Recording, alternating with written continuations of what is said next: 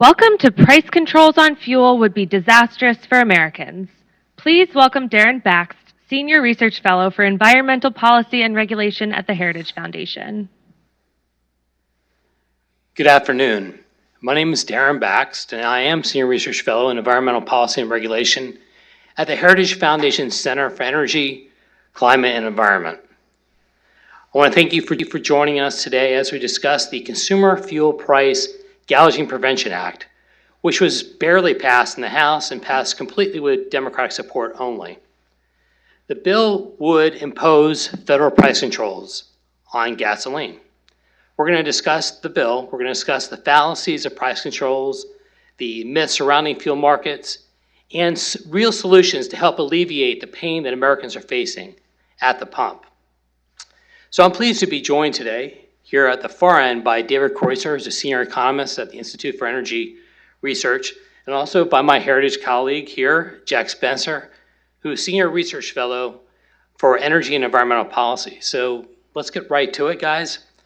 Jack, could you provide us a big picture overview of the House bill? Sure. Thank you, Darren, for having me today. It's such an abomination of a bill.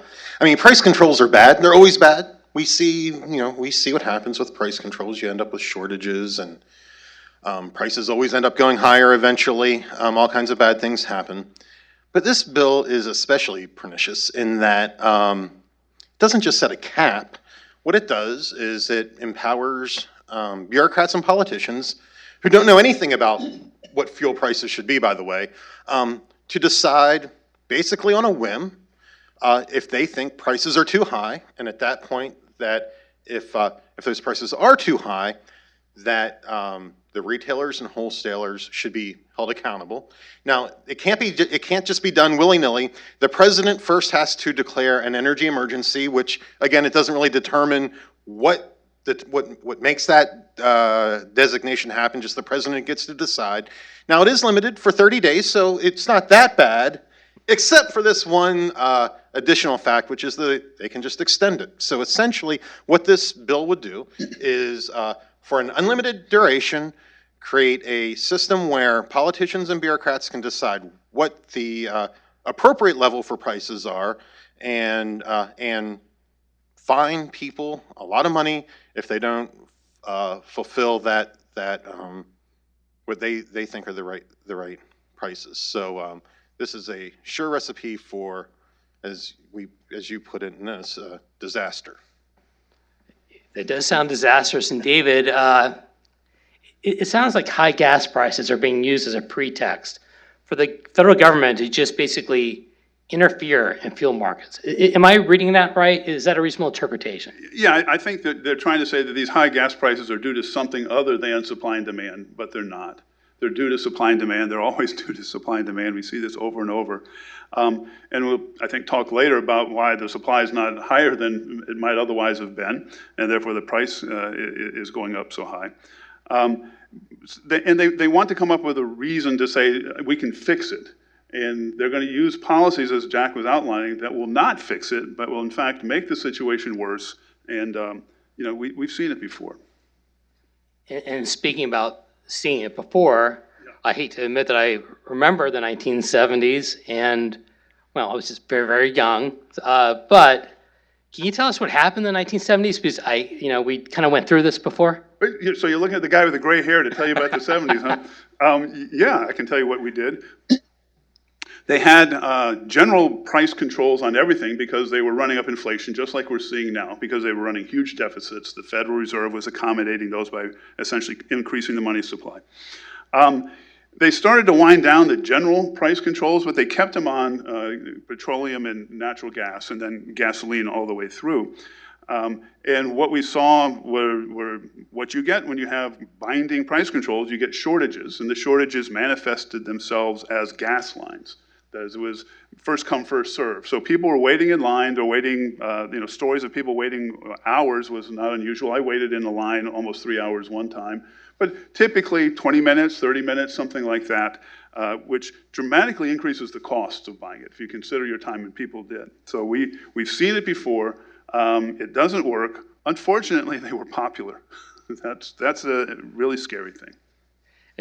Yeah, you were saying that, but before we Yeah, go to that, can you tell us about that? Yeah, well, I went back and looked at the Gallup Monthly Index for what people thought about the energy situation. And in the mid-'70s and again in the late '70s, those are the two times, the Arab oil embargo of '73, '4, and '5, and then the fall of the Shah of Iran in '79 were when the markets got really tight.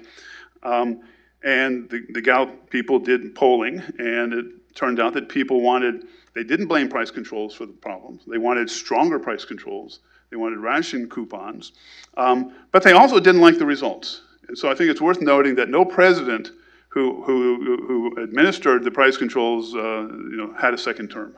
So there's hope there, but we need to do a job of educating people, so that's what this please, go ahead. I mean, we need to look at this in the context of the way these things are presented. There's no transparency involved here. You have politicians who want to get reelected. So it's not as if they're saying, we're going to impose price controls. That's going to cause the bad things, and you'll get lower prices. It's going to be great. What they do is they say, we're doing all we can. We're going to keep your prices low. And then they blame the negative things on other people. And that's the problem with all this. That's why, David, what you start off with is so important. They don't respect supply and demand, or they act like that's not what's driving the prices because they don't understand supply and demand, or they want to take advantage of other people's, people who are more concerned with things than supply and demand. They want to put food on their table and get their kids through school, and they take advantage of that.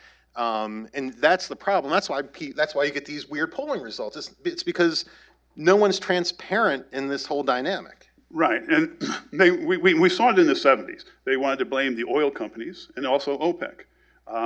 And so they thought we're going to have, and they actually proposed towards the end of the '70s profits, what they call it, excess profits tax, like we're seeing here, also being proposed in another bill. But the price controls, they think they could fix it. They wanted to go back, as we saw it in World War II, and people thought, yes, we're moral equivalent of war is what Jimmy Carter called it. And so we're going to do the things we did then that amazingly did really not work in World War II either, different topic. But the price controls were, trust me, I lived through it. They were horrible, okay? You don't want to do that again. They didn't make the gasoline cheaper when you include all the costs. And in fact, they restricted the supply, so it probably drove the total cost of filling up your car up compared to, matter of fact, we saw it. In the '80s, they got rid of price controls. Boom, things resolved. So let's talk about prices. So the week ending May 30th, regular retail gas prices were $4.62.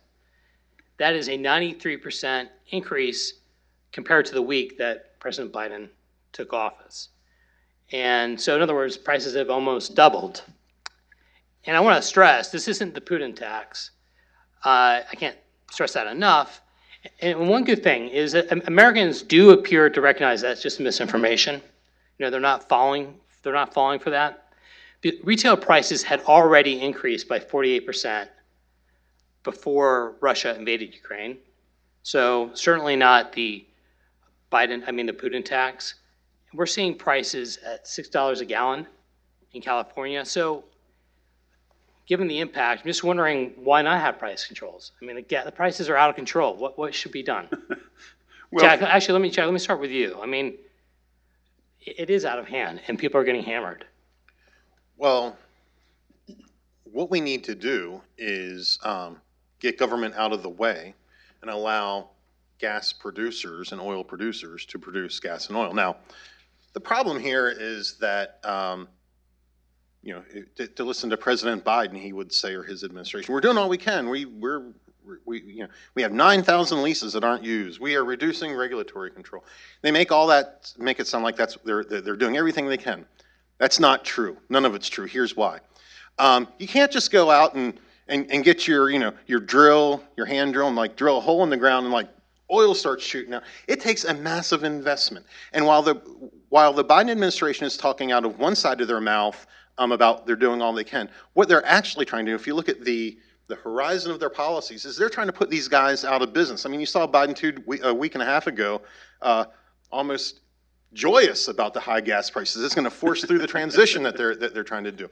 So whenever their long-term policy horizon is all about putting these folks out of business, there's no near-term policy they can do that would incentivize them to make the long-term investments necessary so that they could start producing oil and get these prices under control. So whenever you're subjecting all of these projects to litigation, to additional environmental, all sorts of environmental review that goes beyond legitimate health and safety reasons, these are all the things that are chilling the investment both today and for tomorrow, that are keeping these prices where they are, which is high, and not bringing them down.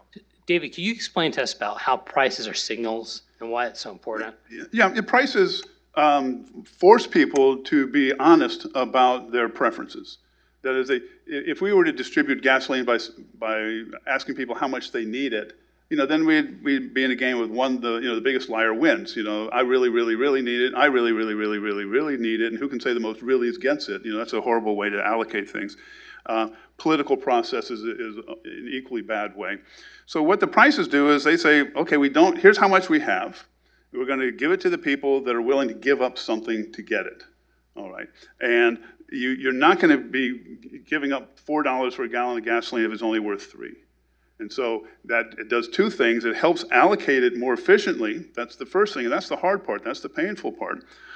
It discriminates. It moderates hoarding, because you're not going to be hoarding. The hoarding is you buy it when it's cheap, you hold it when nobody has it. Well, if everybody can get it whenever they want, just at a higher price, then you're going to have to pay that high price. The hoarders disappear. And another important thing is that it gives a signal to the producers that, hey, we really need this stuff.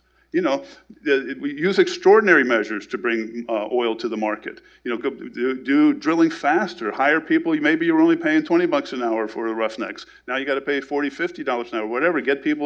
Maybe people can drop out of college, go work. We need it really badly. That's what the prices tell us, and we see that it works. We see this over and over. People respond to these prices, and producers will respond.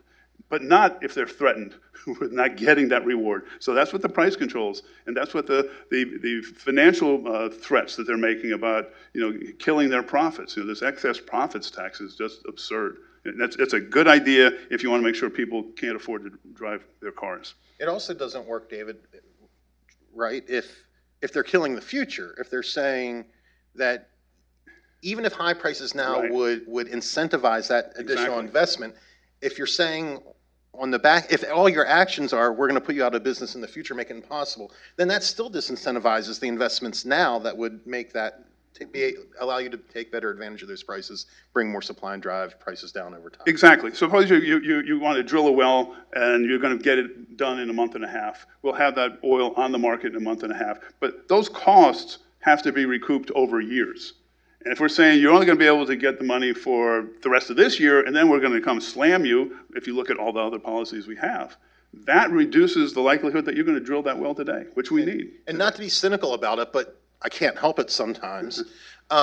If you look at where we are in the political calendar, there are a lot of folks who are facing election, and this gives them an opportunity to say, we care about the prices, we're doing something about it, because their time horizon is a few months, whereas these people who are making these investments, their time horizon is a few years, and I think that the politics of all this also is coming into play.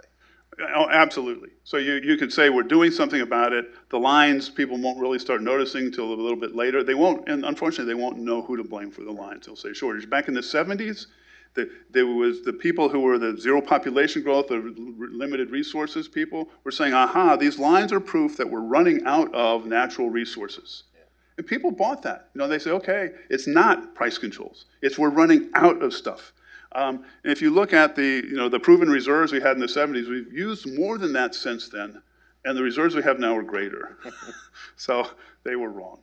I have a question for you, Darren. I know you've done a lot of work on price gouging in energy space, but also in other spaces you've worked on. What is your views on price gouging and really the fallacy of the whole idea? Well, I'll just keep it brief. You guys are the stars here. Look, the FTC has consistently found that allegations and claims of price gouging in the gas market are unfounded. Constantly, report after report. And then whenever gas prices are unusually high, liberal policymakers will then kind of bring up price gouging. And it's just a clockwork. So, but David, why does the FTC kind of keep? Because, as I said, concluding you can this? explain it with supply and demand. All right. In order for the price gouging to work, you have to hold product off the market. All right. You can't charge a higher price for more stuff. You charge a higher price if there's less on the market. So, and for the gouging to work, you would have to, Exxon would be holding stuff off the market so that Shell and BP and everybody else gets the high price, and they don't. And you can look at it; they're not holding it back. Okay, they're putting the stuff on the market. It's just that we have a rebound from COVID, and the world economy is coming back. The threats to the drillers were made very real from day one of this administration. That certainly put a dampening effect on the price of drilling to the price of gasoline. That is, back in 2008, we saw a larger response to these higher prices because we weren't threatening them so severely. I'm hoping eventually they'll catch up and people will wise up and say, hey, we can't keep doing this. This bill doesn't send that message. This bill says, no, you're not going to be able to collect the rewards from doing what we want you to do. So, go ahead. A colleague of all of ours at the who works at the Competitive Enterprise Institute, Ben Lieberman, he does a great job of explaining the fallacy of the whole thing by pointing out that it would be odd that if oil companies could just increase prices and increase their profits whenever they wanted to, why haven't they been doing it for years and years and suffering or I shouldn't say suffering, selling their product at very low prices and only decided now that now's the time to increase them. So Ben, I think, does a nice job in describing that dynamic. So let me ask you, why are gas prices so high? Well, it's clearly a combination of things. One is we had really low oil prices back in the depths of the COVID epidemic. And in matter of fact, at that time, the liberals were saying, see, this shows that the oil industry is dying and we need to get away from it. When they have higher prices, they don't say, oh, we were wrong. At any event, so the coming out of the recession, which we were doing, even before the new administration came in, that's going to increase the demand. Of course, we have just inflation underwriting everything, prices going up because of this phenomenal deficits that we've been running. And I don't think we can say that the war in Ukraine had nothing to do with it. I think that's fairly significant. I would, if you want to use that as the major reason, and I don't, but if you do, which President Biden seems to want to do, I would ask him, do you think your actions with your disastrous pullout in Afghanistan, the way you sort of kneeled down to Iran, and the way you seem to not care about bad actors, and then worst of all, he said, well, maybe if it's only a minor incursion, we won't have to do much. I mean, he sent almost every signal you could send that, hey, we're not looking, when we were looking, but the signal was we weren't. And so I think you can blame him percentage-wise. We don't know. We can't run things backwards. But the stuff he didn't do anything to dissuade Putin from going in. He didn't do anything to increase the production of petroleum.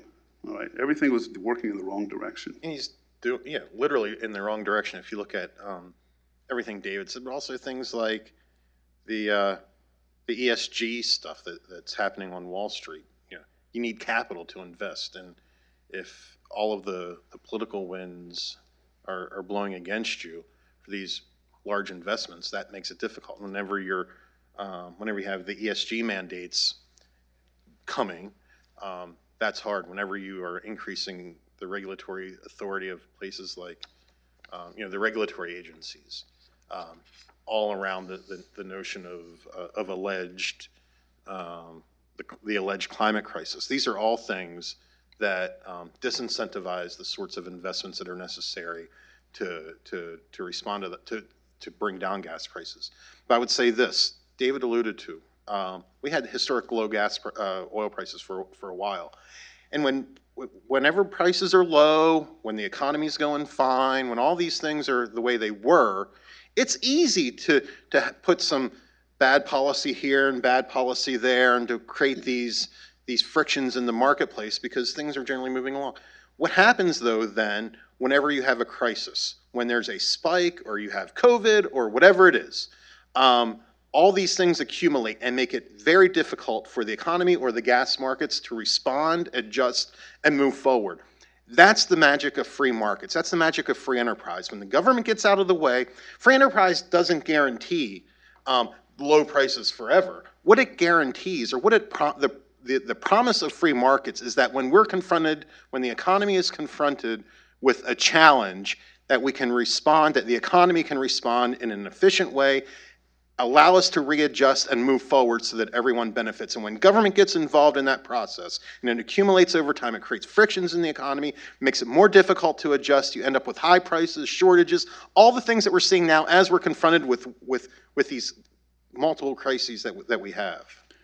Yeah, I think a better term, some people think of daddy Warbucks when you say free market, is economic freedom. I mean, that's what we're talking about, people being able to buy from whom they want to buy, sell to whom they want to sell, invest where they want to invest. I work at the Institute for Energy Research, and we have some people putting together a list of all the things that has been done since Inauguration Day by the administration and the leadership on the Hill that work against production of oil. That is, will raise oil and gas prices, or make driving your car more expensive. The list is close to 90, I think. They're still working on it. But the very first day, he canceled the XL pipeline.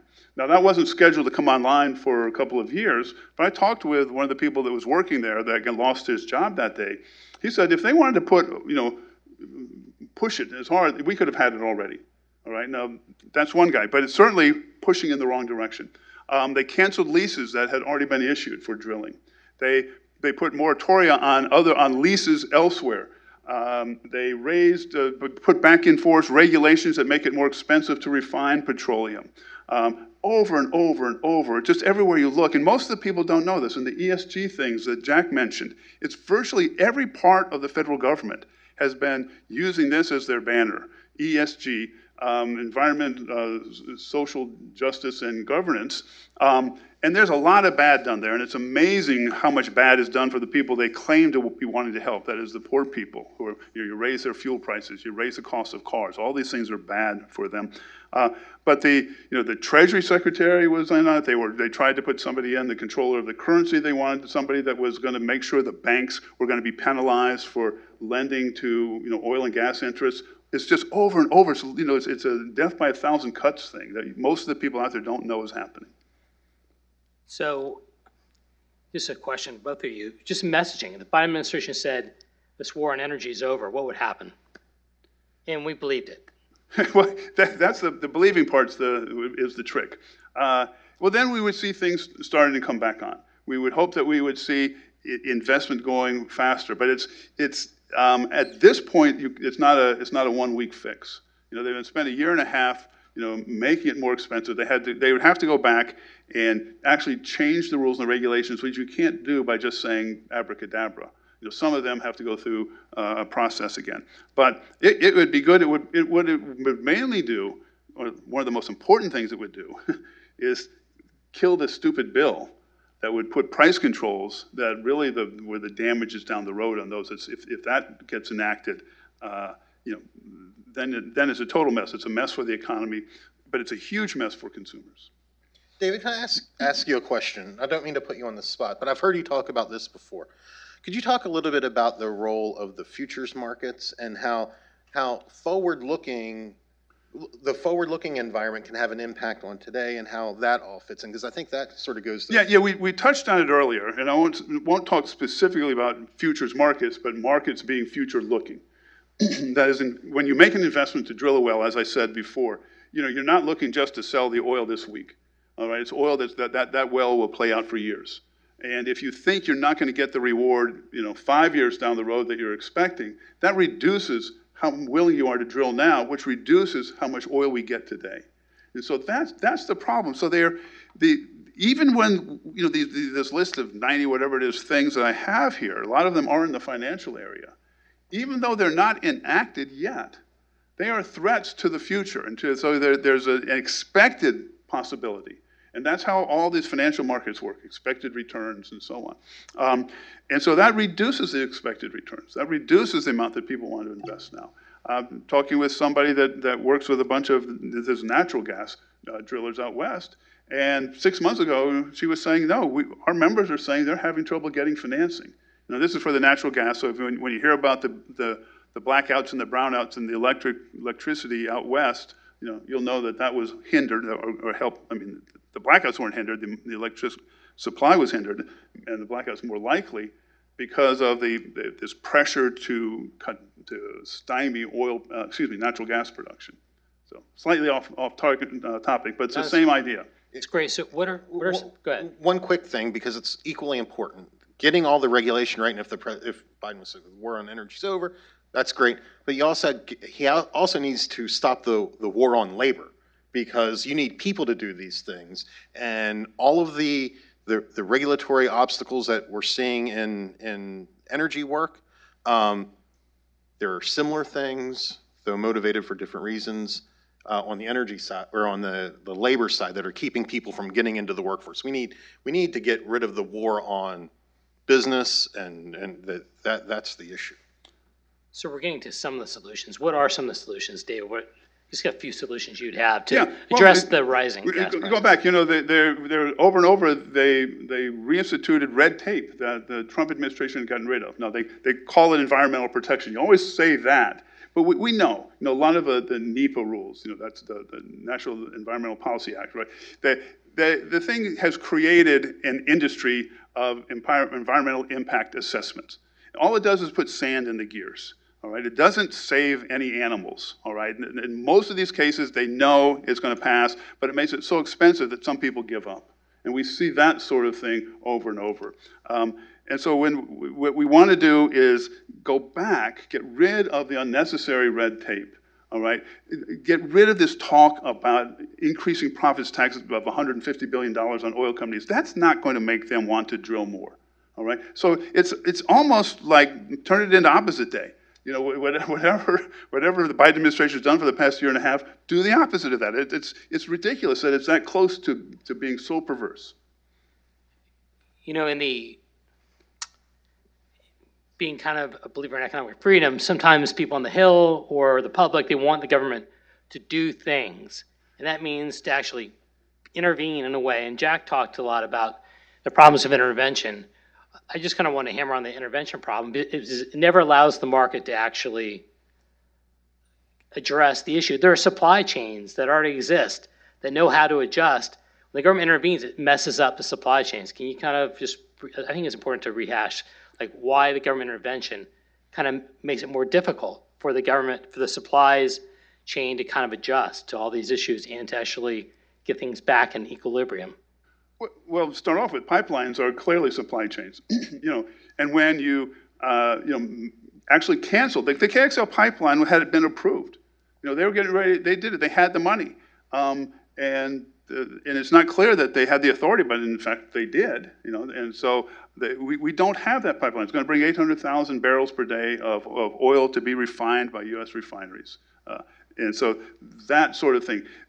And when you do that, you have these welders that were welding. This is the fellow I was talking about. I was on a house panel with him. That group gets broken up. The people that are building, the teams that you have assembled to build the pipelines, they're dispersed. They go do other jobs. They're not going to just sit around and wait for somebody to say, I changed my mind. I was wrong about that KXL thing. Go back and make it again. It'll take some time to get that back. And you can see that everywhere. The people that would be drilling in the deep water in the Gulf of Mexico, if they're not there, they're going to be doing other jobs. In the refineries, the people that would maintain those refineries, if you put these restrictions on to make it difficult to repair them and build new ones, which we almost don't have any new ones, it's hard to start it up. But markets are great, people are great, and if the rewards are there, they'll get to it faster than the government will. So Jack, what are some key takeaways for us today? We need to stop the war on energy. We need there are nearly 5,000 permits that are awaiting approval. They should be approved. The government needs to, once they approve them, get out of the way and allow the people who know how to produce energy to produce it, the people know how to distribute it, so that the people who need to use it can use it. There are lots of solutions. They all come down to government getting out of the way. There should be, we need to, there is an appropriate place for regulation, but we should not mistake appropriate regulation for over-regulation. Or is that backwards? We need the right amount. Focus on, the health and safety rules, but that's about it. David, could I, we do criticize the government for trying to, or some legislators who may want to push for price controls. It's kind of this assumption that they know what the gas prices should be. Does anybody in the world know what the gas prices should be? Is there any way to know? And that kind of gets back to prices again. Yeah, unfortunately, some people think they know. And they try to get themselves in charge. No, nobody. There's so many things going on. Maybe there's a refinery that goes offline in Bulgaria. That's going to have some effect on the market there that triggers all the way around. And that's what prices are good for. That will be reflected in the price of the gasoline that's on the market. That's telling somebody here, okay, now's not a good time to do the maintenance on our refinery. We'll delay it for a month. All of these sorts of things are done where the information is spread out. There's no single focal point for all the information. And that's what's good about the economic freedom in the markets and prices. David, thank you so much. Jack, thank you. Thank you, Darren. Yeah. And I want to thank all of you for joining us today, and for those watching a recording of the event. I encourage you to visit heritage.org to learn more about this issue, and also all of our energy, climate, and environmental work, and also future events. So again, thank you. Have a great day, and we look forward to seeing you again soon.